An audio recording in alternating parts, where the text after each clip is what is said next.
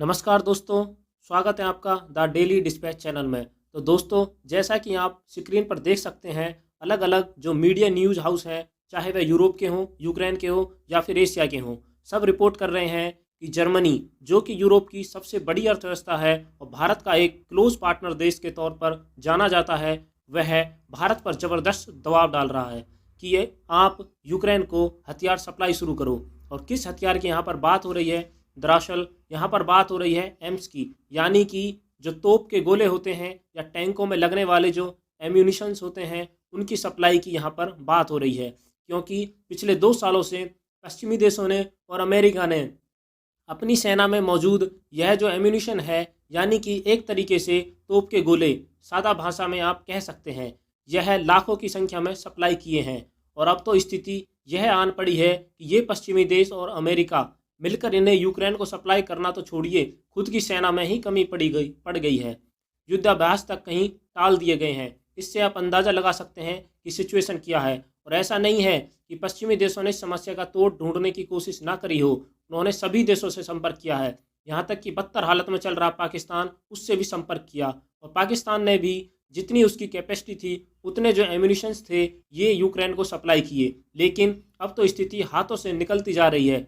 इसलिए खबर यह है कि जर्मनी सीक्रेट तरीके से भारत सरकार से बात कर रहा है कि आप दुनिया के सबसे बड़े एम्यूनिशन प्रोड्यूसर हो, आपके पास ऐसी ऐसी ऑर्डिनेंस फैक्ट्रियां हैं जो कुछ ही समय के अंदर लाखों लाखों की संख्या में ऐसे एम्यूनिशन तैयार कर सकते हैं।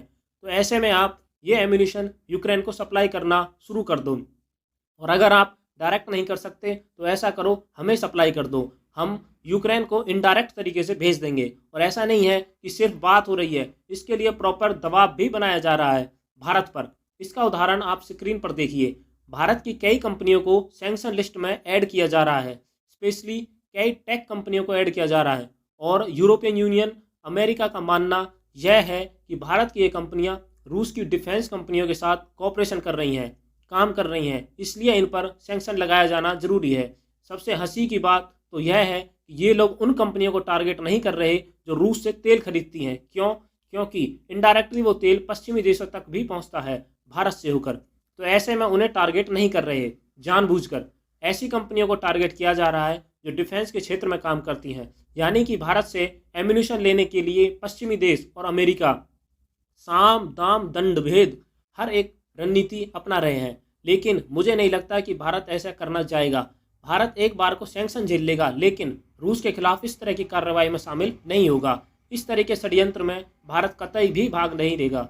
और भारत ऐसा इसलिए नहीं करेगा कि हम रूस से डरते हैं या रूस हमारे खिलाफ कार्रवाई कर सकता है या हम पश्चिमी देशों से डरते हैं। नहीं, हम ऐसा इसलिए नहीं करेंगे क्योंकि रूस के साथ हमारे डीप कोऑपरेशन है, हम अपने हिसाब से काम करते हैं। और अगर भारत को रूस के खिलाफ जाना ही होता ना, तो हम पाकिस्तान या चीन की तरह नहीं करते। जैसे पाकिस्तान चुपके चुपके से यूक्रेन को मदद दे रहा है, चीन चुपके चुपके से रूस को मदद दे रहा है, हम ऐसा नहीं करते। हम जाते हैं डंके की चोट पर। अगर भारत को लगता है कि जी रूस को हथियार देकर हमारे हित साधे जा रहे हैं, तो हम डंके की चोट पर रूस को हथियार देंगे। अगर हमें लगेगा कि यूक्रेन को हथियारों की मदद देकर हमारे लिए बहुत फ़ायदेमंद होगा, तो वो भी हम डंके की चोट पर डरे बिना, किसी के दबाव में, बिना किसी साजिश के। हम पश्चिमी देशों की तरह नहीं हैं जो साजिशों में भाग लेते हैं। अगर हर काम खुलकर करने वाले देश हैं, इस मामले में भी ऐसा ही होगा।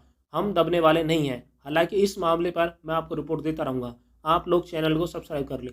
धन्यवाद। जय हिंद।